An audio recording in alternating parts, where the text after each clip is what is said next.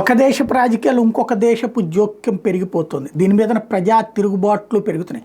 దానికి సాక్ష్యం భారత్లో ప్రజలు తిరగబడి నరేంద్ర మోడీని ఎన్నుకుంటే, ఇటలీలో ప్రజలు తిరగబడి జార్జియా మెలోనీని ఎన్నుకుంటే, అమెరికాలో ప్రజలు తిరగబడి ట్రంప్ని ఎన్నుకుంటే, ఇప్పుడు అట్లాంటి పరిస్థితిని కంట్రోల్ చేయడానికి కొత్త ఎత్తుగడ వేసుకొస్తున్నారు ఈ డీప్ స్టేట్ టీం. అందులో భాగంగా వీళ్ళకి నచ్చని వాడు గెలిస్తే గెలిచినటువంటి గెలుపును కూడా ప్రకటించకుండా చేసుకొస్తున్నారు.